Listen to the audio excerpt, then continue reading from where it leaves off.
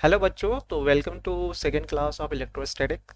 First class में हमने पढ़ा था, डिस्कस किया था अबाउट चार्ज और चार्ज की प्रॉपर्टी के बारे में हमने देखा था। टाइप्स ऑफ चार्जेस क्या होती है, उनके फोर्स कैसे निकालते हैं, यानी कि कूलम्स लॉ के बारे में हमने डिस्कस किया था। उसके बाद परमिटिविटी ऑफ स्पेस, मीडियम, ये सारी चीज़ें हमने डिस्कस किया था। अब इस वीडियो में हम क्या पढ़ने वाले हैं, तो हम उसके आगे पढ़ेंगे और नेक्स्ट टॉपिक जो है 1.10 Coulomb's law in vector form. तो Coulomb's law in vector form क्या है? तो बेसिकली देखो, कूलम्स लॉ में क्या बताता है। कूलम्स लॉ हमने जो पीछे देखा उसमें सिंपली वो क्या बताता था कि फोर्स बिटवीन टू चार्जेस, यानी दो चार्ज स्पेस में रखे हुए हैं तो उनके बीच का फोर्स कितना होगा, तो वो सिंपली हम इस फॉर्मूले से फाइंड कर ले रहे थे। तो ये हमारा कूलम्स लॉ बताता है। अब जो फोर्स है वो क्या है, एक वेक्टर क्वांटिटी है। तो वेक्टर क्वांटिटी है, डेट मीन्स कि हम उसको वेक्टर फॉर्म में रिप्रेजेंट करना, that is called Coulomb's law in vector form. तो वो सिंपली क्या है, हम फोर्स को वेक्टर फॉर्म में रिप्रेजेंट करेंगे तो वही हो जाता है हमारा Coulomb's law in vector form. अब इसमें देखो क्या है, हमने वेक्टर पढ़ा होगा 11th क्लास में, स्टार्टिंग में ही वेक्टर पढ़ा होगा। उसमें टर्म्स याद होंगे, पोजीशन वेक्टर क्या होता है, बस वही सब चीज़ें हमें पता होना चाहिए। तो पोजीशन वेक्टर क्या होता है, किसी भी ऑब्जेक्ट का एक पर्टिकुलर रेफरेंस के रिस्पेक्ट में क्या पोजीशन है वो बताता है पोजीशन वेक्टर। तो सिंपली हमारे पास हमने क्या किया, दो जो चार्ज थे, let a charge q1 at A and another charge q2 at B, यानी कि दो चार्ज हो गया ए एंड बी पे, एक यहाँ पे है और दूसरा चार्ज यहाँ पे है, जहाँ पे दोनों का पोजीशन वेक्टर दिया है। r1 r2 क्या है, पोजीशन वेक्टर, यानी कि ये जो हो गया हमारा पोजीशन वेक्टर ऑफ q1, और ये हो गया r2 जो हो गया ओ बी, वो पोजीशन वेक्टर ऑफ बी हो गया, यानी Q2 का हो गया, और वो क्या है, ओरिजिन है। अब देखो इन दोनों के बीच का फोर्स क्या होगा, तो फोर्स क्या करेगा, अगर F12 बोले, F12 क्या है, force exerted on Q1 bye Q2, जो पहले है उस पे लगा किसके द्वारा, सेकेंड के द्वारा, यानी कि फर्स्ट पे सेकेंड से कितना फोर्स लग रहा है, दैट इज F12। और F21 क्या है, सेकेंड पे फर्स्ट ने कितना फोर्स लगाया, जो पहले आएगा उस पर फोर्स लगेगा और जो बाद में आएगा उसने कितना लगाया। तो ये हो गया force exerted by Q2 bye Q1।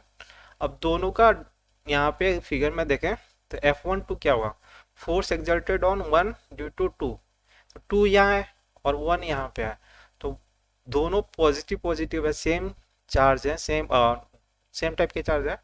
तो क्या करेगा, इसको रिपेल करेगा, तो रिपेल करेगा तो उसने धक्का दिया इसको इस साइड, तो उसका डायरेक्शन आ गया दोनों इस डायरेक्शन में, यानी एरो जो हो गया उसका डायरेक्शन बता रहा है F12 का।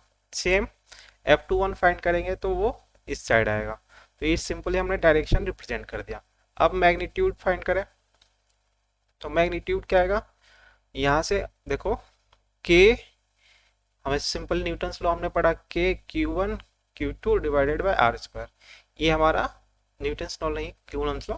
ये क्या है, के Q1 Q2 bye are square, तो ये जो हो जाएगा हमारा फोर्स हो जाएगा। तो ये सिंपली हमने फोर्स लिख दिया, ये मैग्नीट्यूड हो गया। अब उसका डायरेक्शन क्या होगा, तो जो पोजीशन वेक्टर है r12 है, यानी r12 या r21, ये दोनों अलग अलग है। r12 क्या है,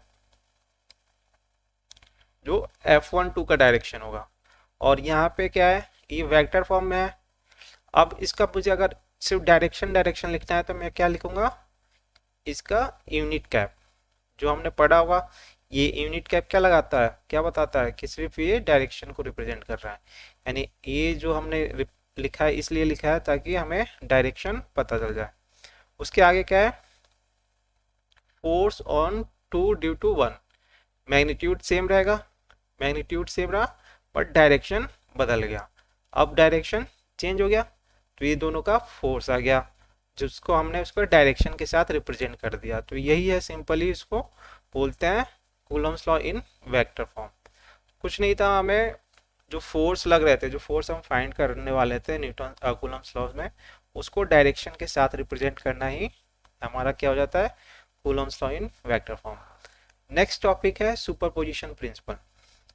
सुपरपोजिशन प्रिंसिपल क्या है, अभी तक हमने देखा कि जो चार्जेस थे वो दो चार्जेस के बीच में हम कूलम्स लॉ लगा रहे थे। अगर मान लो ऐसा हो जाए कि कई सारे चार्ज आ जाए, एक इधर हो, first, second, third, fourth, fifth, ऐसे इनफाइनाइट नंबर ऑफ चार्जेस आ जाए, और पूछा जाए कि फर्स्ट पे टोटल फोर्स कितना होगा ड्यू टू ऑल चार्जेस। तो ये हम कैसे निकालेंगे? हमने तो कूलम्स लॉ क्या पढ़ा? कूलम्स लॉ सिर्फ दो चार्ज के लिए डिफाइंड है ना? दो चार्ज के बीच का फोर्स बताता है, दो पॉइंट चार्ज के बीच का फोर्स बताता है, और किसी के लिए तो बताएगा नहीं। तो कूलम्स लॉ हमें सिर्फ दो चार्जर के दो पॉइंट चार्ज के लिए बता रहा है फोर्स। तो हम कैसे इस क्वेश्चन को सॉल्व करेंगे? तो इस क्वेश्चन को सॉल्व करने के लिए हमें सुपरपोजिशन प्रिंसिपल यूज करना पड़ेगा। अब सुपरपोजिशन प्रिंसिपल हमने कई जगह और जगह भी पढ़ा है, लाइक ग्रेविटेशन में पढ़ा होगा, जब हम न्यूटन्स का जो ग्रेविटेशनल फोर्स फाइंड करते हैं कई सारे ऑब्जेक्टों का, तो उस वहाँ पे हमने इसको यूज किया था। तो यहाँ भी सेम चीज़ है, जहाँ भी वेक्टर आएगा ना वहाँ पे सुपरपोजिशन प्रिंसिपल यूज कर सकते हैं, यानी जहाँ भी वेक्टर सम होगा वहाँ पे हम सिंपल सुपरपोजिशन प्रिंसिपल यूज कर सकते हैं। अब देखो सुपरपोजिशन प्रिंसिपल स्टेटमेंट क्या है। तो Coulomb's law obeys the principle of superposition, ठीक है, यानी कूलम्स लॉ इसको फॉलो करता है। अब सुपरपोजिशन प्रिंसिपल कहता क्या है? Which means the force between two particle is not affected by the presence of other charges, यानी कि कितना भी चार्ज यहाँ प्रेजेंट हो, दो पर्टिकुलर चार्ज के बीच का जो फोर्स होगा वो हमारा कूलम्स लॉ का जो फॉर्मूला है उसी से रहेगा। यानी कि हम क्या कर सकते हैं, इसका मतलब ये क्या बोल रहा है कि वन एंड फोर्थ के बीच का जो फोर्स होगा वो हम कूलम्स लॉ लगा के फाइंड कर सकते हैं, वही formula, that is K Q one Q two by R square, simply. फिर हमें वन एंड थ्री के बीच में भी वही फॉर्मूला लगा के फाइंड कर सकते हैं, बट जो चार्ज की वैल्यू रखनी होगी हमें, वो हमें फर्स्ट एंड थर्ड का रखना होगा। जब हम फर्स्ट एंड सेकंड का निकालेंगे तो फर्स्ट एंड सेकंड का रखना होगा, तो फर्स्ट एंड फिफ्थ का निकालेंगे तो फर्स्ट एंड फिफ्थ का रखना होगा। अब ये सारे चीजें हम क्या करेंगे, अलग अलग फाइंड कर ले करके उसके बाद उनके वेक्टर सम कर सकते हैं, वेक्टर सम कर देंगे उसके बाद हमारा नेट फोर्स आ जाएगा। तो वही ये बोल रहा है सुपरपोजिशन प्रिंसिपल में कि the force between two particle is not affected by the presence of other charges, simple. अब देखते हैं आगे क्या है इसमें। If there is a system of point charges, यही सेम चीज जो मैंने यहाँ एक्सप्लेन किया, तो कई सारे चार्जेस है, जैसे इस फिगर में देख लो, यहाँ पे Q1 चार्ज है, Q2 है, Q3 है एंड Q4 है। Q1 पॉजिटिव है, Q2 पॉजिटिव है, Q3 माइनस है, नेगेटिव है, एंड Q4 जो है पॉजिटिव है। अब नेट फोर्स ऑन Q1 कितना होगा? क्वेश्चन पूछ लिया कि नेट फोर्स ऑन Q1 कैसे फाइंड करेंगे? तो हमें हर चार्ज, दो चार्ज के बीच का इंडिविजुअल फोर्स निकालना होगा और उसको वेक्टर सम करना पड़ेगा। अब लाइक यहाँ पे देखो, Q1 क्या है? पॉजिटिव है, Q2 भी पॉजिटिव है, तो क्या करेगा Q2, क्या करेगा Q1 को धक्का देगा, यानी उसका डायरेक्शन ये वाला हो गया। सेम चीज Q4 भी पॉजिटिव है एंड Q1 भी पॉजिटिव है, तो Q4 Q1 को धक्का देगा तो उसका डायरेक्शन इधर आ गया। बट Q3 क्या है? नेगेटिव है, तो मतलब क्या करेगा, ये अट्रैक्ट करेगा, क्योंकि अपोजिट चार्ज क्या करते हैं? अट्रैक्ट करते हैं, तो ये इसको अपनी तरफ खींचेगा, तो इसके फोर्स का डायरेक्शन इधर आ गया। अब हम क्या करेंगे, तीनों फोर्सेस का magnitude same formula Coulomb's law से, यानी कि F12 जो हो जाएगा, अगर मैग्नीट्यूड निकाले इसका, तो K Q1 Q2 यहाँ स्मॉल में लिख लेंगे, और जो डिस्टेंस दिया होगा सपोज कर लो R12 स्क्वायर।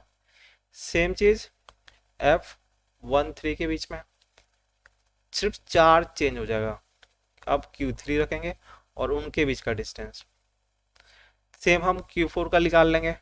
उसके बाद मैग्नीट्यूड निकालने के बाद इनका वेक्टर सम करेंगे। वेक्टर सम मतलब हमें उसको डायरेक्शन माइंड में रखना पड़ेगा, यानी कि हमें जो वेक्टर सम एडिशन वाला फॉर्मूला है जो हमने 11th में पढ़ा हुआ है उसको यहाँ पे यूज करना पड़ेगा। तो सिंपली हमारा, हमने सुपरपोजिशन प्रिंसिपल समझ में आया। अब सुपरपोजिशन प्रिंसिपल का अगर सिंपल क्वेश्चन के हिसाब से देखें तो क्वेश्चन पूछ लेता है कि लाइक एक ट्रायंगल है, इक्विलैटरल ट्रायंगल है, इसके वर्टिसेस पे चार्जेज है अलग अलग, मान लो यहाँ 3 कूलम, 4 कूलम, -5 कूलम।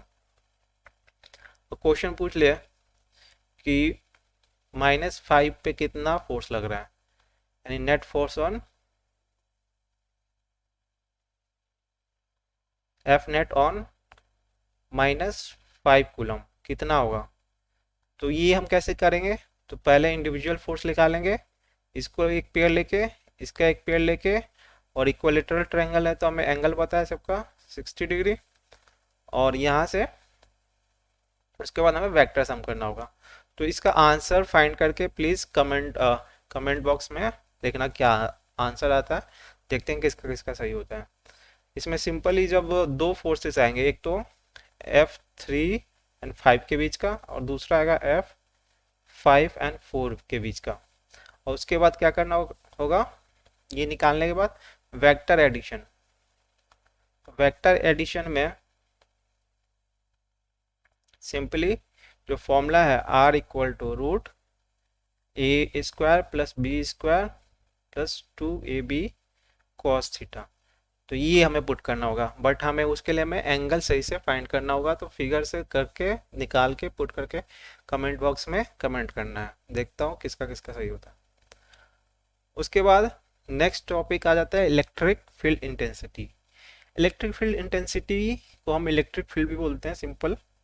और इलेक्ट्रिक फील्ड इंटेंसिटी क्या है, तो बेसिकली नाम से पता चल रहा है, जैसे ग्रेविटेशनल फील्ड में हमने पढ़ा था कि ग्रेविटी जहाँ तक किसी ऑब्जेक्ट का ग्रेविटेशनल फील्ड दूसरा ऑब्जेक्ट फील कर सकता है, दैट एरिया जो होती है, जो स्पेस होती है उसके अराउंड, वो ग्रेविटेशनल फील्ड होती है।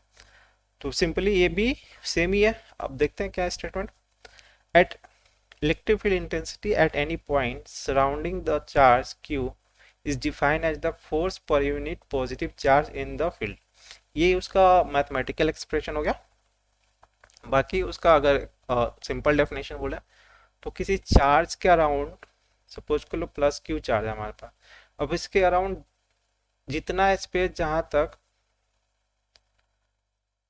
दूसरा कोई चार्ज इसके फोर्स को एक्सपीरियंस कर सके, उसको हम बोलते हैं इलेक्ट्रिक फील्ड। इस चार्ज का इलेक्ट्रिक फील्ड हो जाएगा। और इलेक्ट्रिक फील्ड इंटेंसिटी क्या हो जाएगी, उसका कितना मैग्नीट्यूड फोर्स एक्सपीरियंस कर रहा है। तो वो सिंपली हम यहाँ से निकाल लेंगे। तो डेफिनेशन क्या है इलेक्ट्रिक फील्ड इंटेंसिटी का, at any point surrounding the charge q is defined as the force per unit positive charge in the field. यानी कि सपोज कर लो यहाँ पे एक चार्ज रख दिया, तो इस यहाँ पे हमने एक यूनिट चार्ज रख दिया Q0। अब ये Q0 इससे कितना फोर्स एक्सपीरियंस कर रहा है, डिवाइडेड बाय ये Q0 करेंगे तो हमारा इसकी इंटेंसिटी पता चल जाएगी इस पॉइंट पे। सेम तरीका यहाँ पे एक्सप्लेन कर रखा है। If a E is the electric field due to the charge Q at a distance r from it, then electric field is defined by F/Q0। यानी कि हमें क्या करना होगा कि Q से Q0 पे कितनी फोर्स लग रही है वो निकालना है, उसके बाद उसको डिवाइड कर देंगे Q0 से, तो हमें इस पॉइंट पे इलेक्ट्रिक फील्ड पता चल जाएगा। तो फोर्स कैसे निकालेंगे, तो फोर्स बिटवीन टू चार्ज के लिए हम क्या यूज करते हैं, कूलम्स लॉ। तो ये हो जाएगा Q0 डिवाइडेड बाय जो डिस्टेंस होगा, सपोज कर लो r²। तो ये हो गया, यानी दोनों के बीच का फोर्स आ गया, डिवाइडेड बाय Q0, जिस पे फोर्स लग रहा है उससे डिवाइड कर दो। तो इलेक्ट्रिक फील्ड आ जाएगा हमारा, फॉर्मूला आ जाएगा, Q0 कैंसिल हो गया, तो KQ/r²। ये आ गया हमारा इलेक्ट्रिक फील्ड का फॉर्मूला। तो सिंपली ये हो गया हमारा इलेक्ट्रिक फील्ड इंटेंसिटी के दो फॉर्मूले हैं। एक तो फोर्स पता है तो Q0 से डिवाइड करना होगा, यानी चार्ज से डिवाइड करना होगा जिस पे फोर्स लग रहा है, और दूसरा KQ/r²। अगर डिस्टेंस पता हो तो इस फॉर्मूले से हम फाइंड कर सकते हैं। सिंपली आगे मैंने यही एक्सप्लेन कर रखा है। F is the force on Q0 due to Q is given by the Coulomb's law. Coulomb's law से निकालेंगे, और फोर्स की वैल्यू हम एक फॉर्मूला ये भी आ जाएगा, यानी इसी को हम अगर चेंज कर दे तो F = कितना आ जाएगा, Q0 × E। यानी कि अगर हमें क्वेश्चन में दिया गया हो कि किसी कहीं इलेक्ट्रिक फील्ड दिया है, इलेक्ट्रिक फील्ड इंटेंसिटी दिया है, और बोल दे कि यहाँ 3 कूलम चार्ज है, इस पर कितना फोर्स लगेगा, तो सिंपली क्या करना होगा, इलेक्ट्रिक फील्ड की वैल्यू इनटू में 3 कूलम, ये जितना आएगा उतना फोर्स इस पर लगेगा। तो ये फॉर्मूला भी हमें एक मिल गया। तो हमारे पास यहाँ पे 3 फॉर्मूले हो गए, 3 फॉर्मूले बोल लो या फिर 2 फॉर्मूले बोल लो, दोनों सेम ही है। एक तो ये वाला और दूसरा ये वाला। अब आगे देखते हैं। अब यूनिट क्या होगी? तो सिंपली यूनिट निकालने का तरीका क्या है, उसको फॉर्मूले से यूज कर सकते हैं। तो इलेक्ट्रिक फील्ड को हमने डिफाइन कर दिया कि force by charge, Q not. तो इलेक्ट्रिक फोर्स का यूनिट क्या है? न्यूटन। और चार्ज का कूलम। तो यहाँ से इसका यूनिट आ गया न्यूटन पर कूलम। डायमेंशन इंपॉर्टेंट है, याद करना है इसको। ये भी फॉर्मूले से आ जाएगा, इसको चेंज कर देंगे तो। अब कुछ इंपॉर्टेंट पॉइंट है about electric field. Electric field क्या है? It is a vector quantity. याद रखना है, इलेक्ट्रिक फील्ड क्या होगी? वेक्टर क्वांटिटी होगी, यानी उसका हमें डायरेक्शन भी मेंशन करना होगा। क्वेश्चन में मैग्नीट्यूड के साथ साथ हमें डायरेक्शन भी लिखना होगा। और इसका डायरेक्शन जो होगा क्या होगा? Direction is the same as the force experience by positive charge. Like मतलब क्या हुआ इसका कि जैसे यहाँ पे इलेक्ट्रिक फील्ड था, अब यहाँ पे मैंने पॉजिटिव चार्ज रख दिया, तो पॉजिटिव चार्ज का पे जिधर जिस डायरेक्शन में फोर्स लगेगा वही इस इलेक्ट्रिक फील्ड का डायरेक्शन होगा। यानी कि अगर पॉजिटिव चार्ज रखेंगे तो ये क्या है? इसका एरो ऐसा है, डेट मीन्स कि ये पॉजिटिव चार्ज की वजह से जनरेट हुआ इलेक्ट्रिक फील्ड है। तो ये पॉजिटिव चार्ज इसको क्या करेगा? मतलब इसको रिपेल करेगा, यानी इस डायरेक्शन में। तो इलेक्ट्रिक फील्ड का भी डायरेक्शन यही हो जाएगा। अब यहाँ पे ये समझ आएगा सेकेंड पॉइंट में, electric field due to positive charge is always away from charge. यानी कि जो प्लस चार्ज होगा तो इसकी जो इलेक्ट्रिक फील्ड होगी इसके अराउंड, वो इससे दूर जा रही होंगी, अवे होंगी, बाहर निकल रही होंगी। तो ये हो गया हमारा इलेक्ट्रिक फील्ड इस पॉजिटिव चार्ज की वजह से। और सेम नेगेटिव के लिए उसके अंदर आ रही होगी, यानी टुवर्ड्स इट होगा। ये नेगेटिव चार्ज है तो इलेक्ट्रिक फील्ड क्या होगा? अंदर की साइड, एरो जो होगा वो अंदर की साइड रखेंगे। इसका मतलब क्या होता है? इसका मतलब ये होता है कि अगर मैंने यहाँ पे एक पॉजिटिव चार्ज रख दिया तो उस पर फोर्स कहाँ लगेगा, का डायरेक्शन क्या होगा? अगर यहाँ पे एक पॉजिटिव चार्ज रख दिया तो इस पे फोर्स जो लगेगा, फोर्स का डायरेक्शन इलेक्ट्रिक फील्ड के डायरेक्शन में लगेगा। सेम चीज़ यहाँ पे, अगर एक मैंने यहाँ पॉजिटिव चार्ज रख दिया तो इलेक्ट्रिक फील्ड के डायरेक्शन में इस पर फोर्स लगेगा। सिंपल है, नेगेटिव है प्लस है तो इसको अट्रैक्ट करेगा, यानी अपनी तरफ खींचेगा। और यहाँ देखोगे कि इलेक्ट्रिक फील्ड का डायरेक्शन भी इस नेगेटिव की तरफ है। तो इलेक्ट्रिक फील्ड का डायरेक्शन जो होता है वो हमें बताता है force on a positive charge, मतलब कि direction of force on a positive charge बताता है। तो ये पॉइंट जो है बहुत इंपॉर्टेंट है, पॉजिटिव चार्ज के लिए अवे, नेगेटिव चार्ज के लिए टुवर्ड्स हो जाता है। एक और थर्ड पॉइंट है, इट्स ओबे सुपरपोजिशन प्रिंसिपल, यानी मल्टीपल चार्जेस हो गए तो उस टाइम में हमें इलेक्ट्रिक फील्ड का डायरेक्शन कैसे निकालेंगे सबका, यानी इलेक्ट्रिक फील्ड का डायरेक्शन या फिर मैग्नीट्यूड हम सिंपल सुपरपोजिशन प्रिंसिपल निकाल यूज कर लेंगे। यानी कि हर पॉइंट, हर चार्ज की वजह से, हर चार्ज की वजह से निकाल लेंगे यहाँ पे, उसके बाद उनका वेक्टर सम कर दिया जाएगा। तो ये हमारा सुपरपोजिशन प्रिंसिपल इलेक्ट्रिक फील्ड में भी यूज होता है। आगे देखते हैं। आगे है प्रॉपर्टीज ऑफ इलेक्ट्रिक फील्ड। तो जैसे ग्रेविटेशन के बारे में हमने पढ़ा होगा प्रॉपर्टीज, वैसे ही इसकी भी प्रॉपर्टीज होती है। नेक्स्ट टॉपिक है properties of electric field lines. तो बेसिकली इलेक्ट्रिक फील्ड लाइंस क्या होती है पहले ये समझना है हमें, उसके बाद हम उसके प्रॉपर्टी को देखते हैं। तो इलेक्ट्रिक फील्ड लाइंस क्या होती है कि हम अज्यूम कर लेते हैं कि एक इमेजिनरी लाइन है अराउंड अ चार्ज, जो उसको इलेक्ट्रिक फील्ड को डायरेक्शन को रिप्रेजेंट करता है और साथ ही साथ इसके मैग्नीट्यूड को भी रिप्रेजेंट करता है। यानी कि लाइन जो है एक्चुअल में होती नहीं है बट हमने इमेजिन कर रखा है। तो ये एक इमेजिनरी लाइन है जिसको हम इलेक्ट्रिक फील्ड लाइंस बोलते हैं। सेम तरीका मैग्नेटिक फील्ड में भी होता है। अब देखते हैं प्रॉपर्टी। तो फर्स्ट पॉइंट है, line of force originate out from a positive charge and terminate on a negative charge. यानी जो इलेक्ट्रिक फील्ड लाइंस जो है वो एक पॉजिटिव चार्ज से निकलती हैं। यानी ऑलवेज देखोगे पॉजिटिव चार्ज होगा तो उससे जो लाइन निकलेगी उसमें बाहर की साइड एरो होगा, क्योंकि जो लाइंस होती है वो पॉजिटिव चार्ज से निकलती है एंड नेगेटिव पे टर्मिनेट होती है। यानी अगर नेगेटिव चार्ज रखा हुआ है तो उसके एरो का डायरेक्शन उस नेगेटिव चार्ज की तरफ होगा, जबकि अगर पॉजिटिव चार्ज होगा तो उससे अवे होगा। तो यहाँ से निकलेगी और यहाँ एंटर करेगी। तो ये हमारा फर्स्ट पॉइंट है। सेकेंड पॉइंट क्या है? For single positive charge line start from positive and terminate at negative. यानी कि अगर इसमें तो उसने बोल दिया कि प्लस से निकलेगी माइनस में टर्मिनेट होगी, बट अगर सिंगल चार्ज हो तो क्या होगा? क्योंकि सिंगल चार्ज भी तो एग्जिस्ट करता है, यानी कि सिंगल चार्ज मतलब प्लस या फिर माइनस। तो अगर प्लस चार्ज है, सिंगल प्लस चार्ज है, तो यहाँ से निकलेगी और ये लाइन जो होगी वो इनफाइनाइट पे जाके टर्मिनेट हो रही होगी। यानी कि इसका मतलब क्या हुआ कि इसकी जो इलेक्ट्रिक फील्ड इंटेंसिटी है वो बहुत ही दूर जाने पे कम हो जा रही है, बहुत कम हो जा रही है, यानी जीरो के अप्रोच कर रही है। तो ये इसका पॉइंट हो गया। थर्ड पॉइंट है, अगर सिंगल नेगेटिव चार्ज है तो स्टार्ट करेगी इनफाइनाइट से और टर्मिनेट करेगी नेगेटिव चार्ज पे। लाइक ये फिगर में देखो, ये line of force for positive charge यहाँ से स्टार्ट हुई और ये इन्फिनिटी पे जाके ख़त्म हो रही है। नेगेटिव के लिए इन्फिनिटी से स्टार्ट हो रही है यहाँ से और इस चार्ज पे ख़त्म हो रही है, टर्मिनेट हो रही है। तो 3 पॉइंट हो गए। अब देखते हैं यहाँ पे अगर मल्टीपल चार्ज हो, यानी कि एक प्लस हो गया एक माइनस हो गया, तो प्लस से यहाँ से निकलेगी और जो इस साइड की जो लाइन ऑफ फोर्सेस होंगी, लाइन ऑफ इलेक्ट्रिक लाइन्स होंगी, वो नेगेटिव पे चली जाएंगी, टर्मिनेट हो जाएगी। तो ये हमारा फॉर पेयर ऑफ चार्ज यानी प्लस और माइनस रखा हो तो उसके लिए जो इलेक्ट्रिक लाइन्स बनेगी वो इस तरीके से बनेंगी।